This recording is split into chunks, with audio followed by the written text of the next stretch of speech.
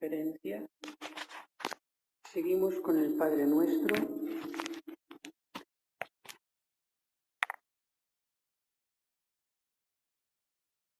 Y hay mucho que decir.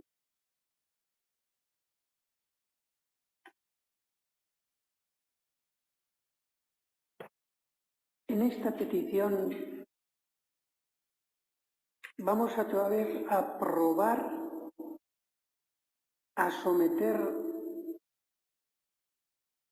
al entendimiento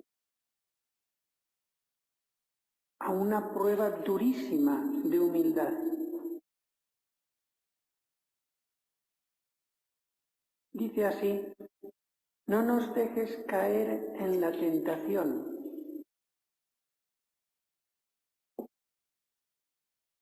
Vamos a medir las palabras.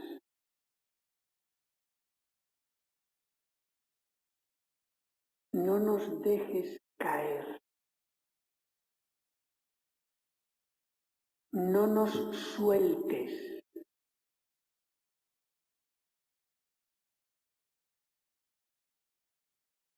Para distinguir esta petición de las otras, que son muy parecidas, la anterior y la siguiente, podríamos interpretarlas así: perdona nuestras ofensas, como también nosotros perdonamos a los que nos ofenden. Y ahí, cuando decimos a los que nos ofenden, bien podemos hacer referencia al mundo. Y el mundo se refiere toda estructura que invite al pecado. Por ejemplo, el mal ejemplo de alguna que otra religiosa que me acompañe en la peregrinación de este convento.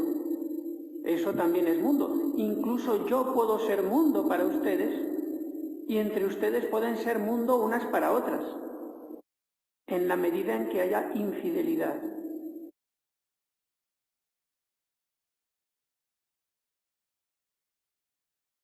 La petición siguiente, y líbranos del mal, la vamos a estudiar esta tarde y se refiere más bien al demonio. Y lo probaré. Por eso algunos prefieren la traducción líbranos del maligno. Pero esta que vamos a meditar ahora, no nos dejes caer en la tentación. Ese no nos dejes caer, no nos sueltes, hace relación a un peso, a algo que tiende a caer y que si no lo agarra Dios va a caer seguro. ¿Qué será? La carne. Esta petición se refiere expresamente a nuestra debilidad intrínseca.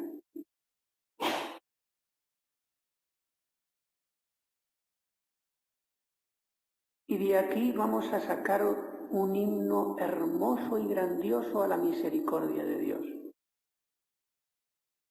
que no nos deja caer muchas veces.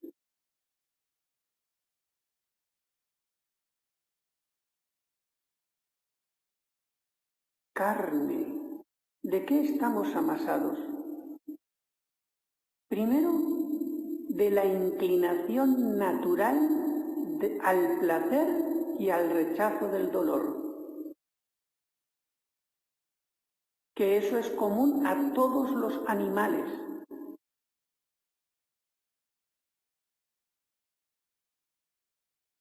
Lo que pasa es que nosotros, como tenemos una libertad, somos racionales, tenemos que ser responsables y no dejarnos llevar por esa inclinación al placer o rechazo del dolor. Pero esa inclinación está.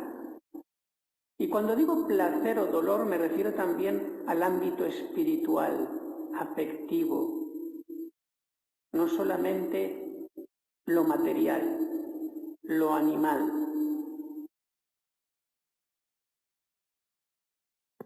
Segundo, además de esta inclinación, natural, propia de los seres de este mundo, está además, para agravarlo, la herida que nos ha dejado el pecado original. Que aunque estemos bautizados y ya no tenemos la culpa del pecado original, borrada por el bautismo, sí que nos ha quedado el fomes peccati, esa concupiscencia que actúa revelándose a la recta razón. Y eso es una herida, según dice San Juan Pablo II en uno de sus documentos, que nos deja peor que si hubiéramos nacido inocentes sin pecado original en este mundo, aunque fuera sin la gracia. Lo que llaman los teólogos el estado de naturaleza pura, que no existe. Es una hipótesis. Pues bien, el pecado original nos hace nacer heridos.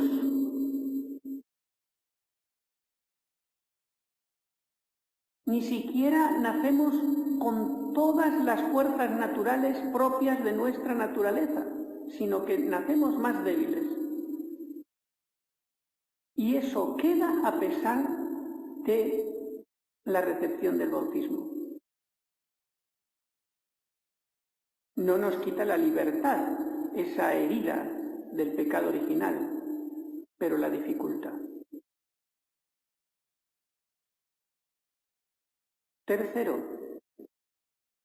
los pecados ya cometidos personales, que aunque también hayan sido perdonados por el sacramento de la confesión y el arrepentimiento en el caso de los veniales,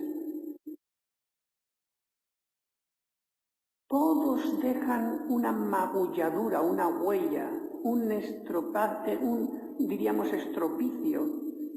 en el alma, como cuando uno, le han dado una paliza, le meten en el quirófano, le arreglan un poquito los músculos, si se ha roto algún hueso lo ponen bien, pero siempre queda algo.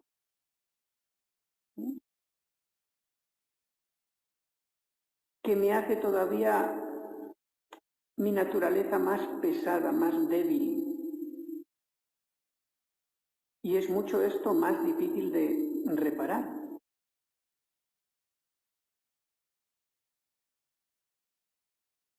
Con mucha penitencia y oración. Por eso un alcohólico, cuando se confiesa sinceramente, bien, se le perdona el pecado, pero sigue con esa tendencia al alcohol, sigue siendo alcohólico. El pecado le ha dejado huella. Así, mutatis mutandis, con todos los pecados que cometemos. Y cuarto, dentro de esta debilidad de la carne, de este peso, está la debilidad del psiquismo, que también hay que contar con eso. No somos máquinas.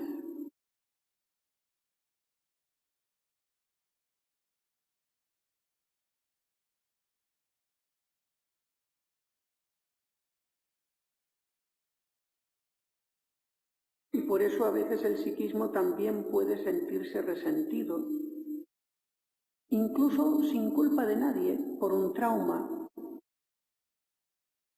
por algo que ocurrió en el pasado de lo que yo no tuve la culpa. Y el demonio también aprovecha eso. Aprovecha todas mis flaquezas. Es como ese invasor en la Edad Media que antes de conquistar una ciudad amurallada le da vueltas por toda la ciudad desde fuera, para ver dónde hay un resquicio en la muralla para atacar por ahí, por el lado más débil.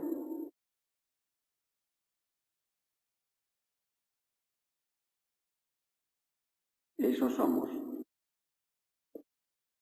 Por eso no nos dejes caer. Voy a leer unas frases de Santa Teresa que van muy acorde a esto que estoy diciendo. Muchas veces nosotros nos atribuimos nuestra perseverancia en la gracia, nuestro avance en la virtud, por nuestros músculos espirituales. Estoy hecho un hacha. Qué cosa, ¿eh? Hasta lo más bueno que es la perfección me tienta de soberbia. Por eso San Juan de la Cruz decía que las virtudes en nosotros han de ser carta cerrada, que no las sepamos, y andar siempre avergonzados y confundidos, pero con esperanza. ¿Qué nos dice Santa Teresa?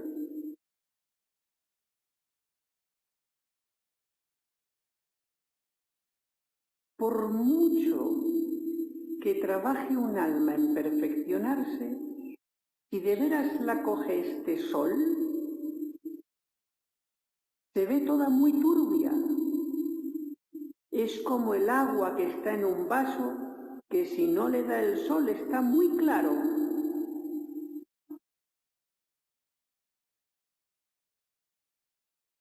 Si da en él este sol, vese que está todo lleno de motas. Cuando no nos da este sol de la luz divina y nos hace ver lo que somos, ahí está el peligro de la vanidad.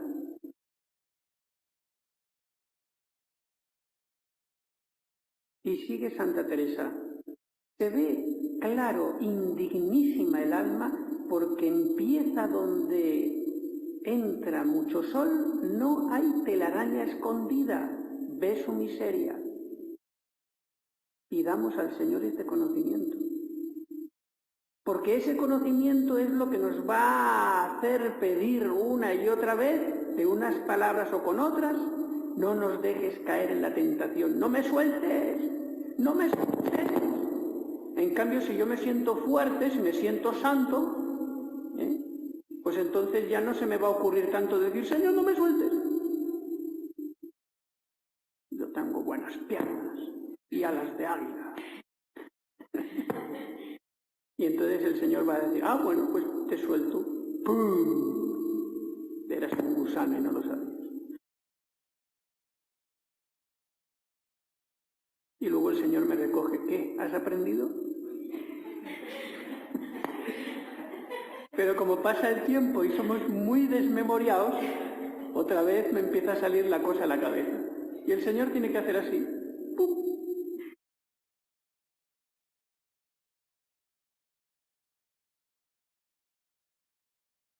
Y sigue Santa Teresa en Camino de Perfección 22.4. No porque Él sea bueno, hemos de ser nosotros descomedidos.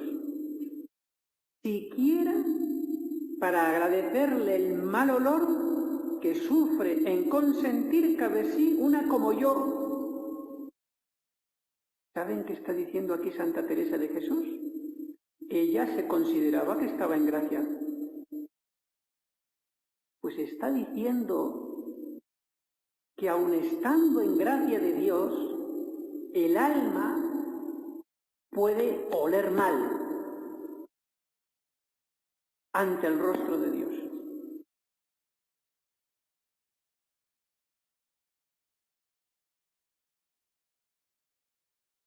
Y en las moradas sextas, 10.8, dice Santa Teresa, la humildad, esta frase es muy conocida, pero muchos la interpretan mal porque no leen lo que dice después.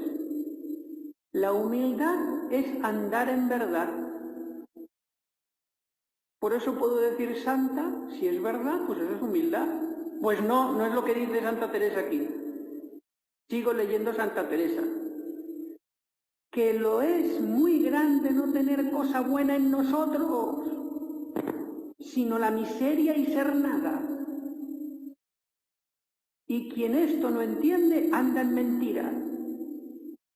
A quien más lo entiende, agrada más la suma verdad, porque anda en ella.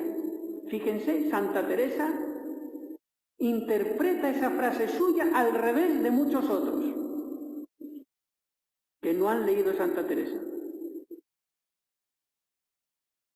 Somos miseria y nada. Esto lo pueden decir los místicos porque lo experimentan, las noches del sentido, las noches del espíritu, todo eso les convence rotundamente de esa miseria que son.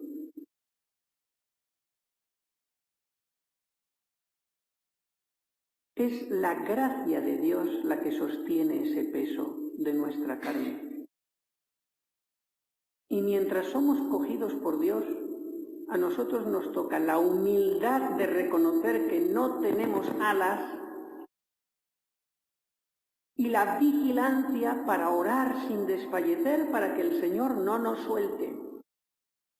Humildad y oración, humildad y oración. Lo que decía el Padre Rollo Marín a las dominicas de Mater Dei. Lo repetía 1 y 100 veces. Humildad y oración, humildad y oración. Esos son los 2 pies para caminar rápido a la perfección. No solo humildad, porque entonces se convierte en perversión de humildad, que es el desaliento y la desconfianza.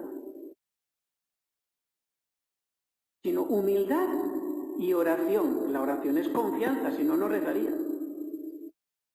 Humildad y oración.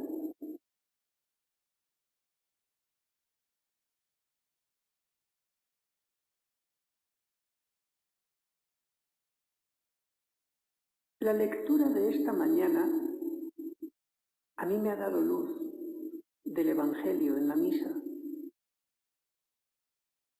Ya la había meditado otras veces, pero caí en la cuenta que providencialmente en esta conferencia iba ad hoc, a propósito. Y es un pasaje de la Sagrada Escritura que muchos teólogos y escrituristas, por no quererla entender como es, han querido cambiar la letra, como hacen a veces los testigos de Jehová, etc. Pero no, hay que leer el Evangelio como es. Y no cambiarlo para que yo lo entienda, sino cambiar mi entendimiento para que entienda lo que dice ahí. Miren qué cosa más dura. Ustedes lo han escuchado esta mañana, pero yo se lo voy a restrejar ahora por las rejas, así, miren. Miren, qué tremendo, qué duro es Jesús. Duro en cierto aspecto, aunque también misericordioso, pero verán, duro en el sentido de recto, firme.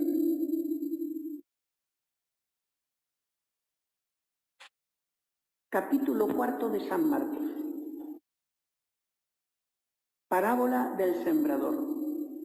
Me salto la parábola, porque no era lo que más me interesaba, sino lo que dice después. Terminada de decir la parábola, y decía, el que tenga oídos para oír, que oiga. Ya con esta frase ya uno se queda un poco extrañado. El Señor predica, el que tenga oídos para oír, que oiga. Y el que no tenga oídos para oír, que se fastidie. No, así de claro. Porque esos oídos para oír los da mi Padre.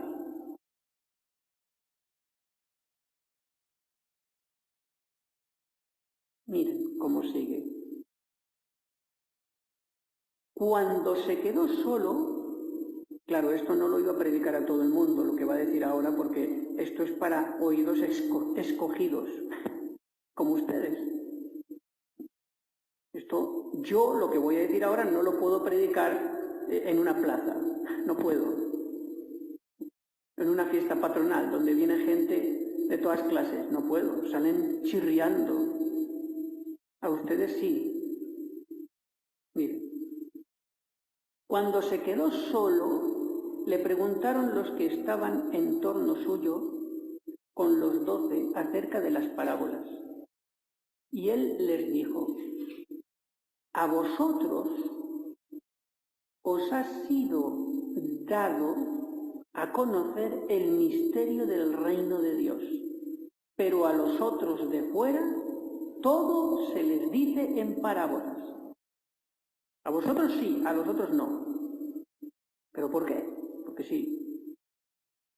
Santificado sea tu nombre. Y sigue. Pero a los otros de fuera, todo se les dice en parábolas, para que mirando, miren y no vean.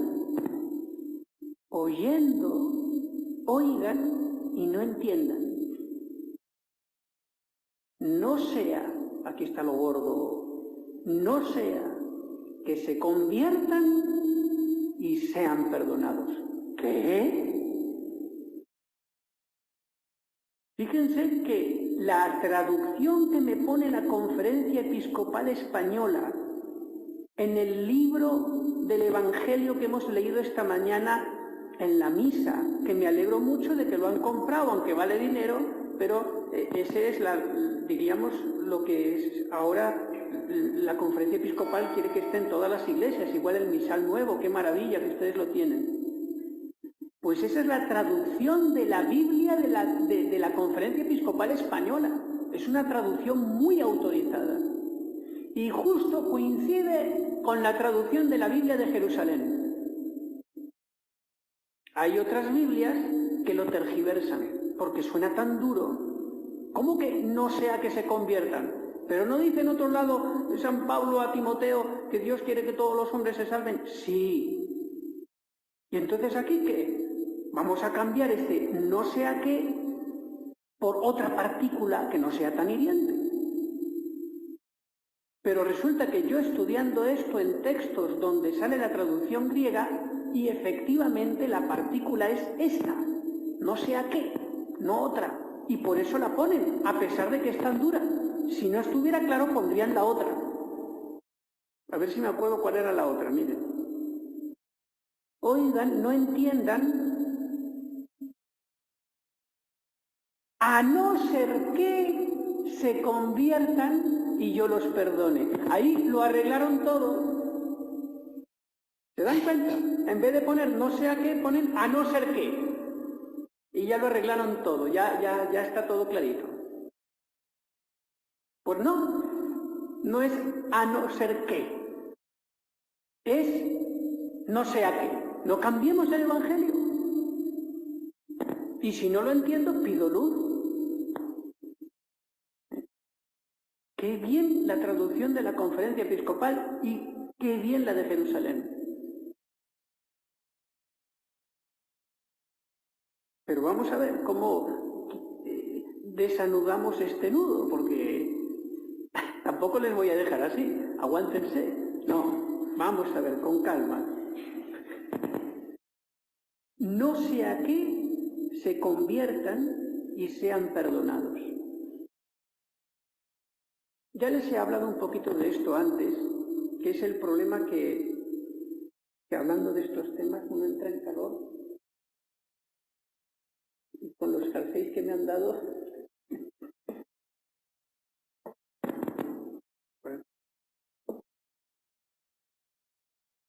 Cuando les hablé de la gracia eficaz y de la gracia meramente suficiente, que Dios da al que quiere un grado de gracia u otro. A uno le da 10 grados de gracia, a otro 20, a otro 30, a otro 100. Y cualquier grado de gracia que dé a un alma en cada circunstancia de su vida es suficiente para que el alma diga con su libertad sí a Dios. Es suficiente. Lo podría decir. Y de hecho, cuando dice sí, esa gracia suficiente que le da es a la vez eficaz. No porque Dios empuje al otro con una gracia irresistible en la que no puede decir que no. No. Sino que es una gracia que Dios sabe desde toda la eternidad en que el alma con su libertad va a decir en el tiempo sí. Por eso es eficaz. Pero atención, ¿por qué Dios no da a esa alma que sabe que va a decir que no por su culpa, en vez de 10 grados de gracia, por qué no le da 100? Sabiendo Dios desde toda la eternidad con su infinita sabiduría que con 100 grados de gracia, esa alma que diría que no con 10 diría sí con 100, ¿por qué no le da 100? Eso es lo que está aquí en el Evangelio que les estoy explicando. Respuesta.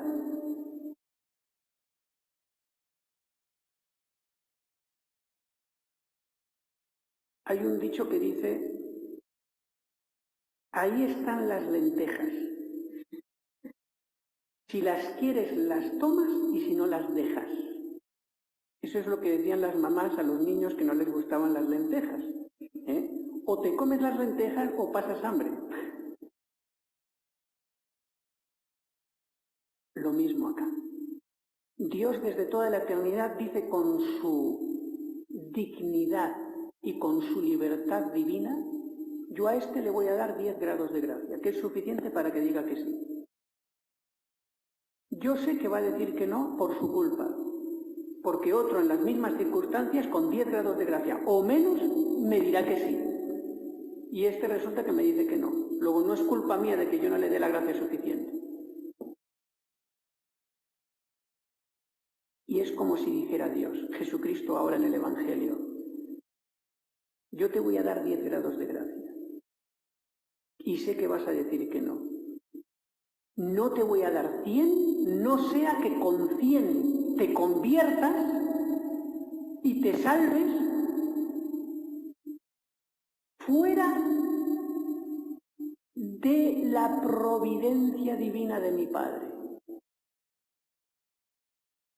Aquí solamente se va a salvar el que acepte y juegue dentro de la providencia divina de mi Padre. Y mi Padre no está obligado moralmente a dar más gracia a aquel que con menos va a decir que no, porque entonces estaría atado y ya no sería Dios. Estas son cosas un poquito complicadas, pero espero que las entiendan. Porque entenderlas da mucha luz para adorar a Dios.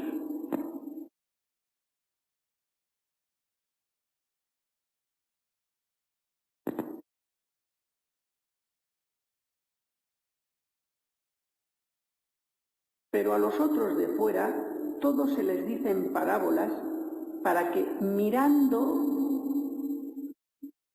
miren con sus 10 grados de gracia y no vean, porque no quieren ver. Y si yo les hablara no en parábolas, que son los 10 grados de gracia, sino explicando esa parábola, como lo hacía a los discípulos, eso sería no dar 10 grados de gracia, sino 100, con los cuales 100 grados, explicando la parábola, habría más que se convertirían, pero se convertirían fuera del plan de Dios, que ha establecido desde toda la eternidad un mundo en que a este le va a dar 10 grados.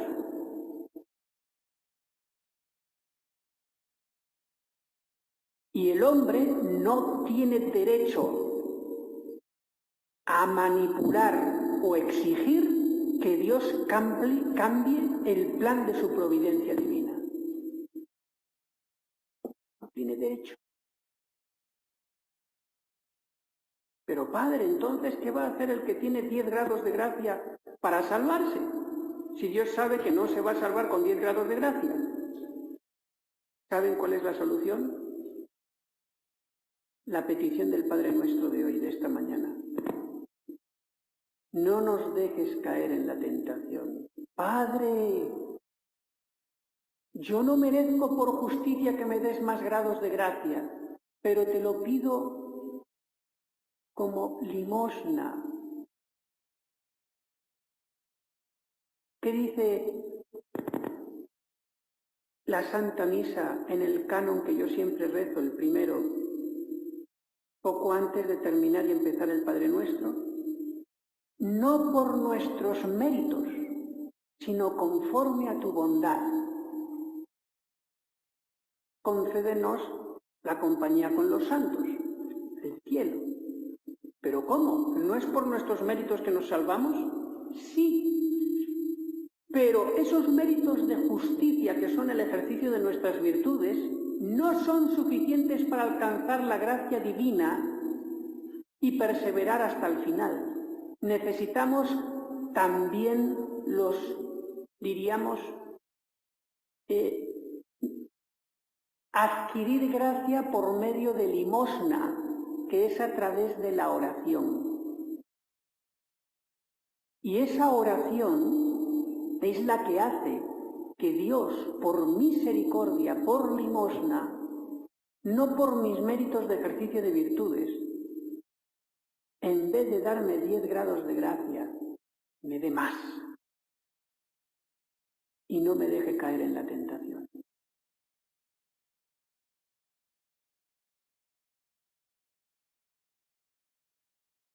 La oración es lo que puede cambiar dentro de la providencia divina, la providencia divina. Parece un juego de palabras, pero es así. Repito, la oración y su prima hermana, que es la mortificación, que es hacer oración con todo el cuerpo, pueden cambiar la providencia divina dentro de la providencia divina. Es decir, que Dios desde toda la eternidad está diciendo, yo le voy a dar a este 10 grados de gracia.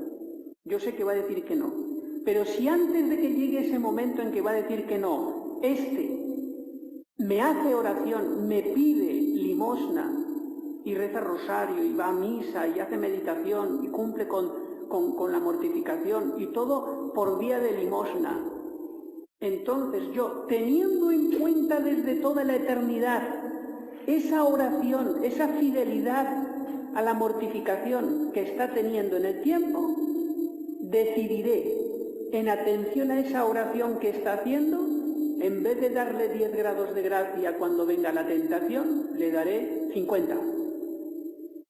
Y con esos 50 sé que me va a decir que sí. No lo soltaré. E incluso también esto se podría ver no solo para nosotros mismos, sino para los demás. Ahí está la comunión de los santos. Esta alma que caería en un adulterio y rompería a su familia en un momento determinado, estando en el trabajo, con la secretaria, lo que sea, voy a darle 30 grados de gracia, pero va a decir que no y va a adulterar. Pero por la oración de ustedes, por las almas, por la Iglesia, esa alma puesta en la tentación, en vez de 30 grados de gracia, gracias a la oración de ustedes, Dios cambiará la providencia dentro de su providencia y desde toda la eternidad dirá, en atención a esa monjita, en vez de 30 le voy a dar 80 grados de gracia. Y se salvó esa familia, no cayó en el adulterio. Y aún así también se puede pensar en las vocaciones y en las cosas más importantes que puedan ocurrir en el mundo, guerras, etcétera, todo. Por eso decía la Virgen de Fátima a los niños, recen y hagan penitencia porque si no va a venir un castigo peor, la Segunda Guerra Mundial. Pero Señor, ¿cómo la oración y la penitencia de unos pobrecillos puede cambiar la historia de la humanidad e impedir una guerra? ¿Es que acaso Hitler tiene unas antenitas para ver si los pastorcillos de Fátima rezan o no rezan? Pues ahí se entiende. Si la Iglesia hubiera sido mejor y hubiera habido más oración y más penitencia, la Segunda Guerra Mundial hubiera sido una hipótesis, una amenaza no cumplida. Porque Dios dio más gracia a toda la humanidad e impidió esas personas que podrían hacer tanto daño el subir arriba y no hubiera habido guerra. Pero como no hubo esa oración y penitencia que pidió la Virgen, vino la Segunda Guerra Mundial, 5 veces peor que la primera. Y cuiden que ahora estamos esperando el siguiente castigo, porque el mundo ahora está peor.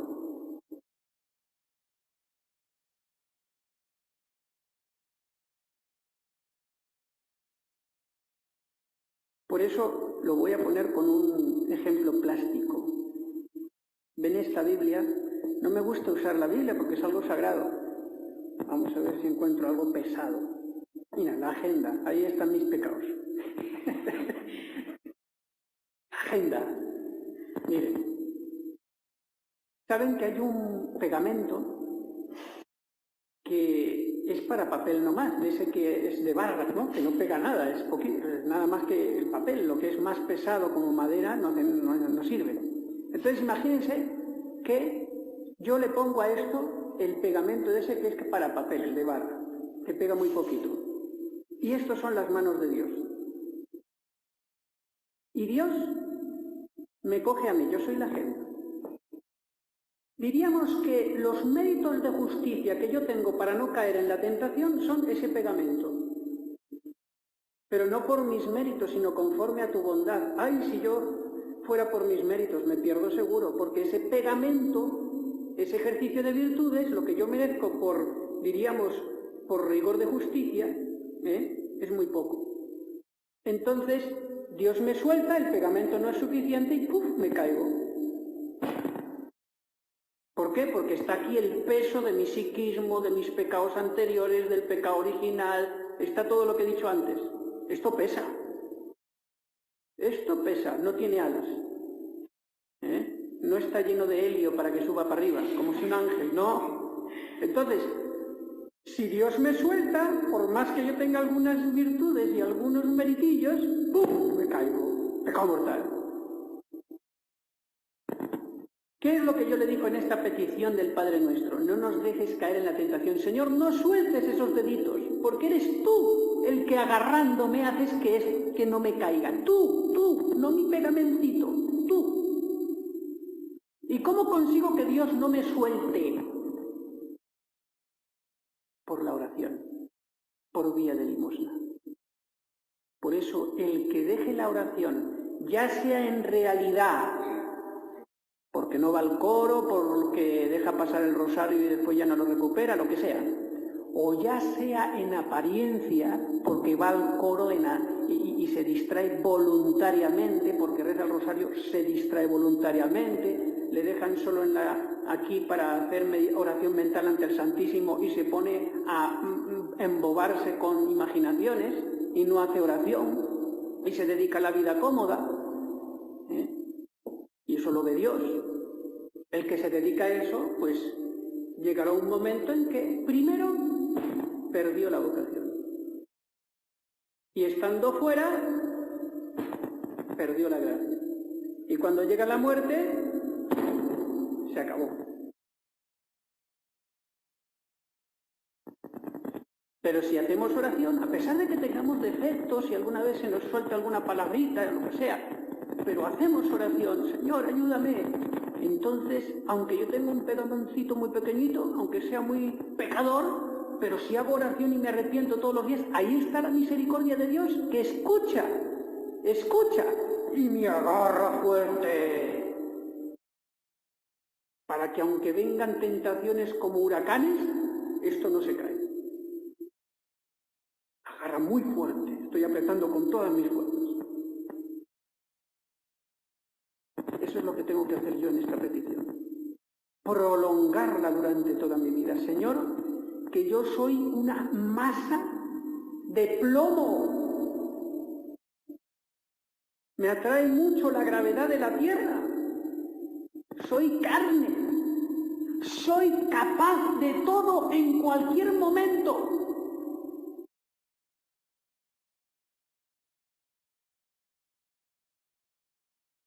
Y por eso me voy a la oración con una ansia. Por eso. Y hago métodos psicológicos y me examino para hacer bien la oración, lo mejor que pueda. Por eso les he dejado la hojita, para que se fotocopie, para que repasen lo que dije yo el año pasado y entonces consigan que Dios esté así, apretando fuerte. Mira, te daría 10 grados de gracia en esta situación, pero me haces tanta oración, me pegas tanto a la puerta como el amigo inoportuno, que bueno, para que me dejes en paz te voy a dar 1000 grados de gracia, pero déjame en paz. Déjame dormir. Eso es lo que diría Dios, ¿no? No te dejo. Lo que decía el Padre Pío de Pietrelcina, que es un santo que a mí me espanta. Le rezaba al Señor: te voy a cansar. Salva las almas, envía sobre mí todos los sufrimientos del mundo si quieres. Que salga el último del purgatorio, pero salva las almas. Te voy a cansar. Un hombre que dormía 2 horas diarias. Claro, ese hombre salvó. Ya lo veremos en el fin del mundo.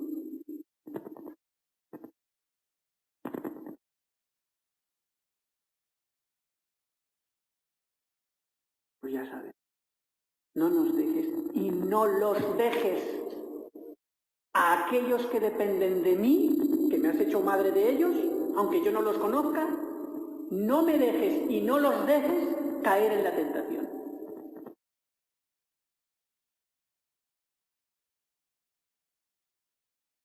Por eso el demonio odia la vida religiosa, y más todavía la clausura, la odia con toda su alma. ¿Qué haces aquí?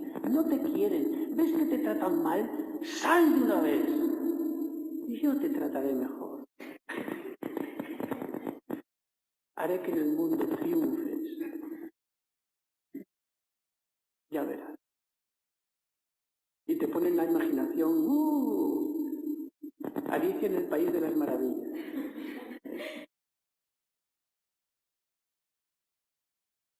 Seguro que se enamora de ti un ingeniero súper rico.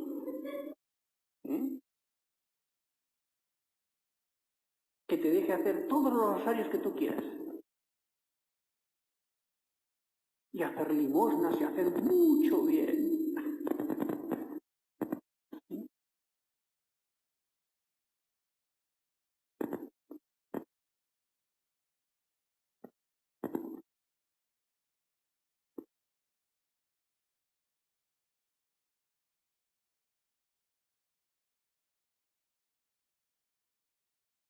Vamos a ver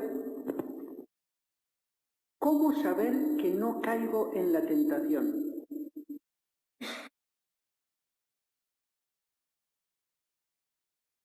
Cuatro cosas prácticas que te pueden dar luz de que no has caído en la tentación, porque tampoco hay que ser escrupuloso.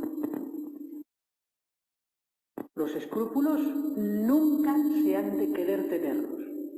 Es una enfermedad que hace mucho daño, y si la permite Dios, por algo será, pero hay que intentar y hacer lo posible por quitarse de ellos.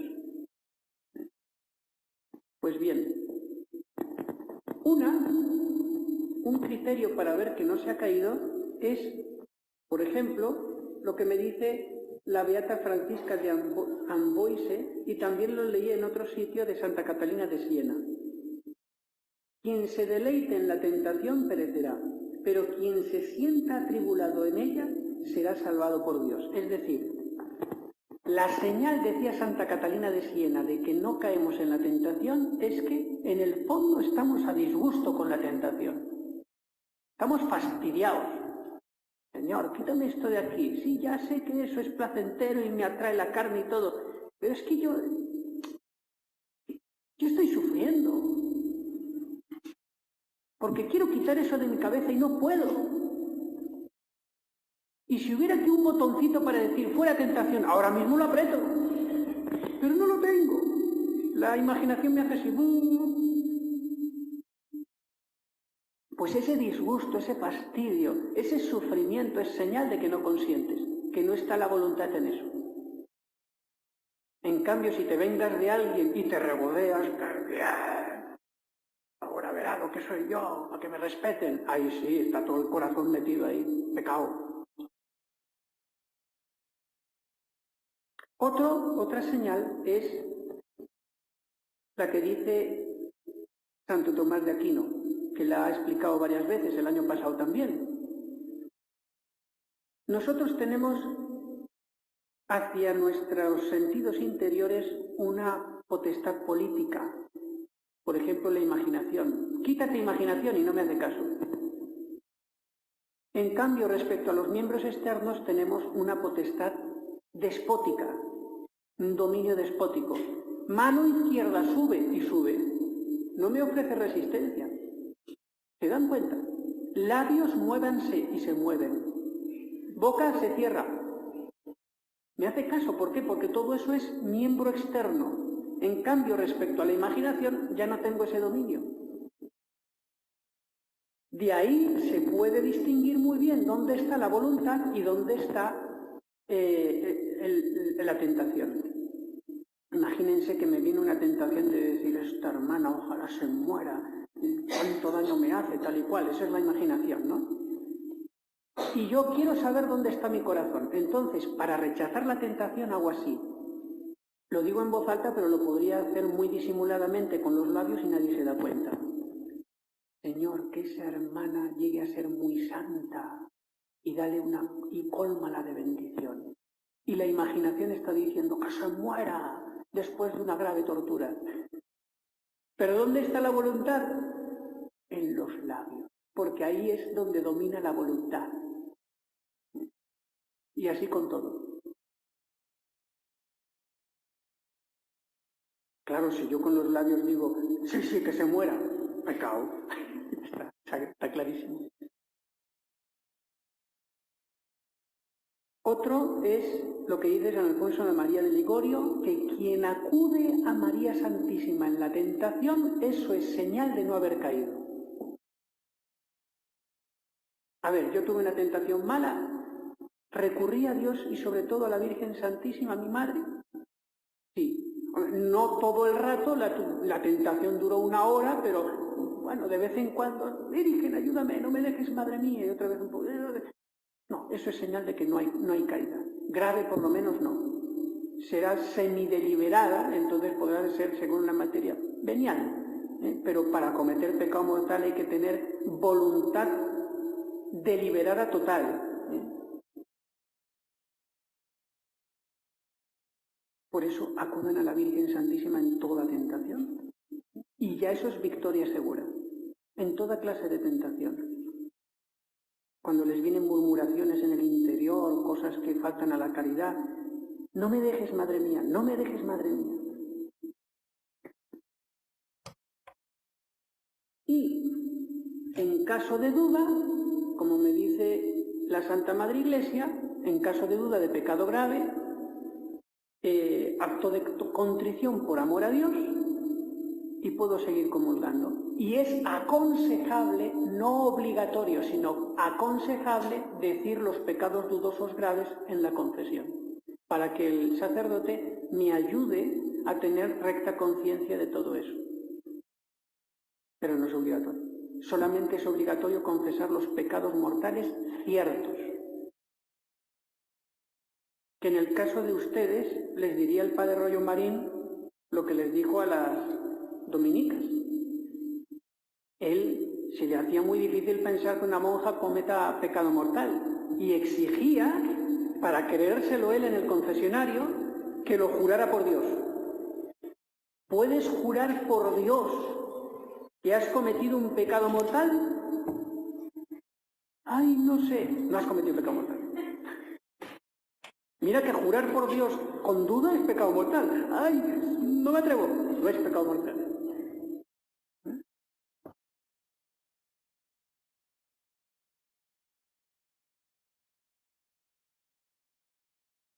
Y vamos a ver otros medios prácticos para no caer. Y con esto terminamos.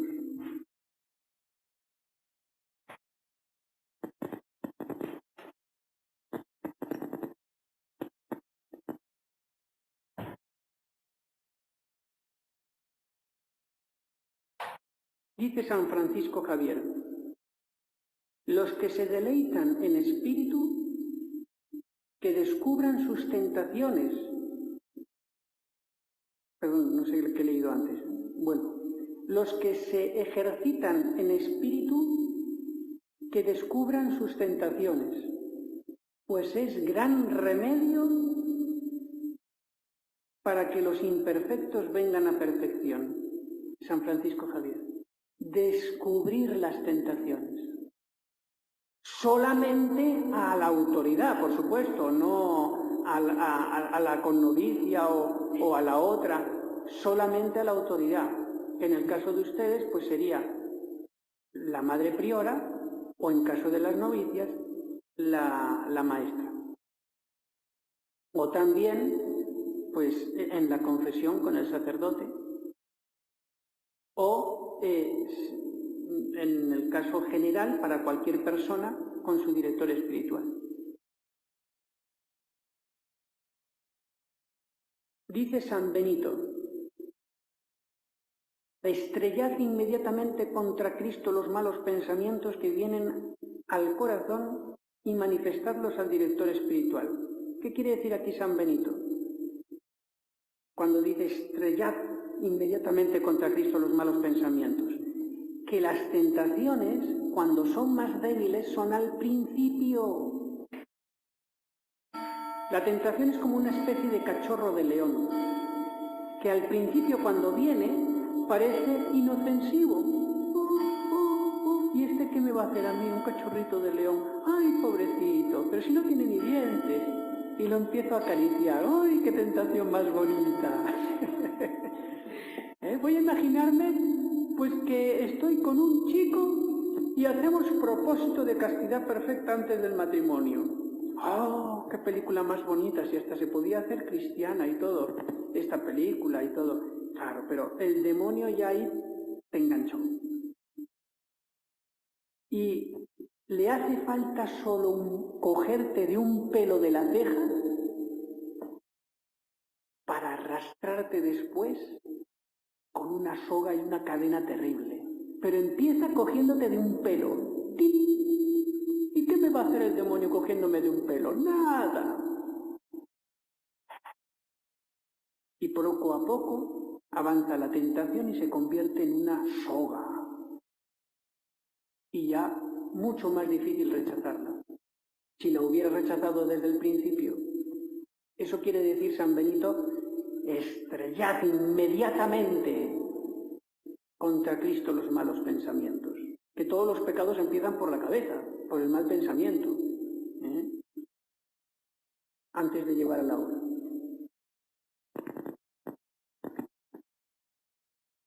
Otro método, que ya lo hemos visto, nos dice San Alfonso María de Ligorio: nadie podrá vencer las tentaciones impuras de la carne. Yo lo refiero a cualquier tentación, no solamente la de la carne. Si no se encomienda al Señor en el momento de la tentación. Quien en esos momentos no acude al Señor está perdido. Y al revés, el que acude al Señor en esos momentos, victoria segura, la oración. Yo podré tener un pegamento muy débil, pero si rezo, esta grúa de hierro que me tiene aquí arriba no la tumba ni los millones de infiernos si se ponen todos de acuerdo a tentarme. No la tumba, no la tumba. No la tumba. Y no hay tentación en la que yo rezando no pueda conseguir la gracia necesaria para vencerla. No la hay, dice San Pablo. Si la hubiera, sería como decir que Dios es malo. Fíjense si es imposible.